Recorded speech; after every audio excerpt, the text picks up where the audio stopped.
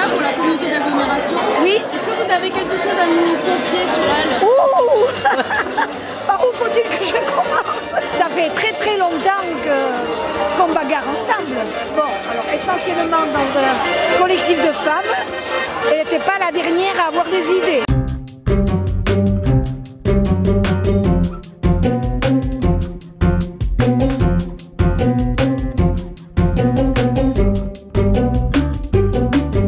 Je suis Martine Bisota, vice-présidente de la communauté Pays Basque et adjointe à la ville de Bayonne.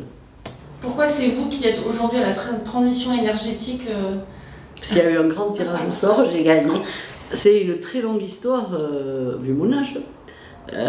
D'abord, moi, je suis bayonnaise, j'ai exercé la profession d'infirmière à Bayonne. Je pense que j'étais quelqu'un, dès le départ, d'assez révolté.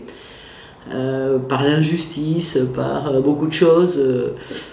Mes parents auraient peut-être dit que ça avait même commencé trop tôt, je ne sais pas.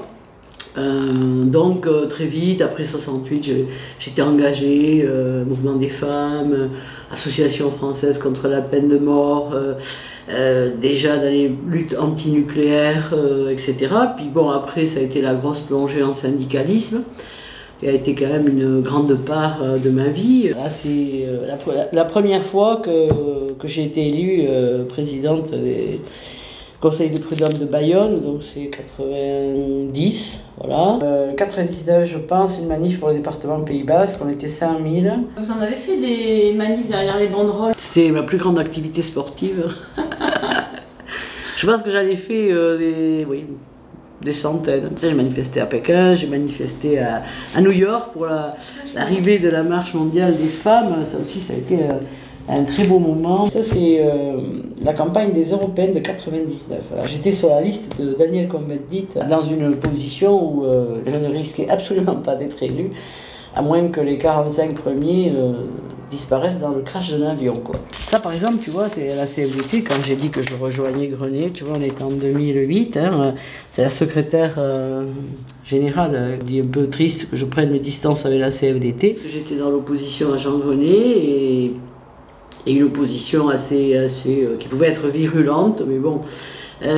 Et c'est Jean Grenier qui m'a demandé en 2007 de rejoindre son équipe. Il était très proche de Jean-Louis Borloo. Il s'était mis en tête qu'il fallait faire quelque chose en matière d'écologie à Bayonne. Je me souviens lui avoir dit, j'ai toujours rêvé qu'on me propose ça, mais pas vous. Voilà, ce qui l'avait fait beaucoup rire. Comme je disais à l'époque, passer du ministère de la parole à l'action. J'ai pu mettre en œuvre de façon très très réelle, que ce soit l'écoquartier, que ce soit tout ce qu'on a fait sur les déchets, les verres, l'habitat participatif, j'ai toujours eu le feu vert. Par rapport à mes convictions, ça n'a rien changé. Et si on interroge les gens qui travaillent autour de moi actuellement, ils voudraient peut-être même un peu que ça ait un peu changé, voilà, parce que quelquefois j'ai des convictions qui sont tellement ancrées que je dois être un peu casse-pied quand même. Monsieur le président de CHK, tout va bien. Ce que CHK fait depuis à peu près 1972 est absolument extraordinaire et c'est toujours un plaisir, c'est un peu la grande famille et c'est toujours un plaisir de se retrouver avec eux. Quand j'ai commencé à m'engager pour la langue, j'étais loin d'être élue, j'étais bien jeune. Je crois que c'est un attachement culturel à ce territoire. Ma grand-mère parlait basque et elle m'avait dit, avant de décéder, qu'elle serait sûrement la dernière génération qui aurait parlé le basque. Elle l'avait dit avec ces mots. Je crois que ça m'a beaucoup marqué, mon frère aussi.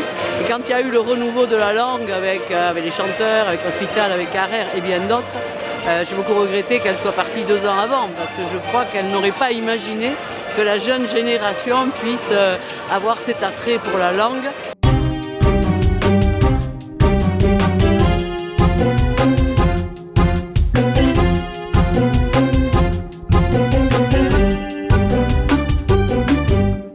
L'échelle Pays Basque, elle va apporter dans beaucoup de politiques publiques, que ce soit celle des transports, que ce soit celle de l'énergie, que ce soit celle de la régulation des déchets. Il y a un enjeu fantastique au niveau de l'alimentation. Je suis une élue très militante, voilà. Alors, il paraît que militant est un mot assez péjoratif, moi je trouve que c'est un très beau mot.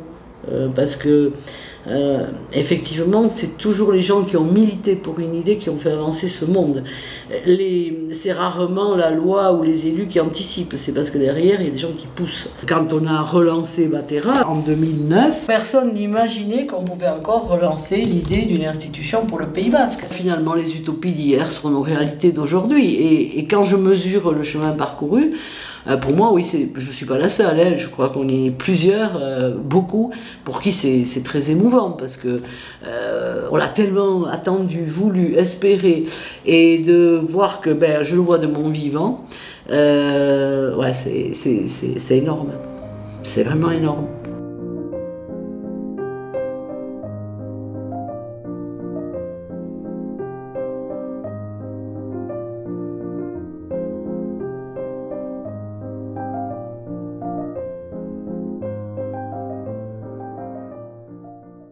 Alors c'est quoi la question? J'ai pas de question.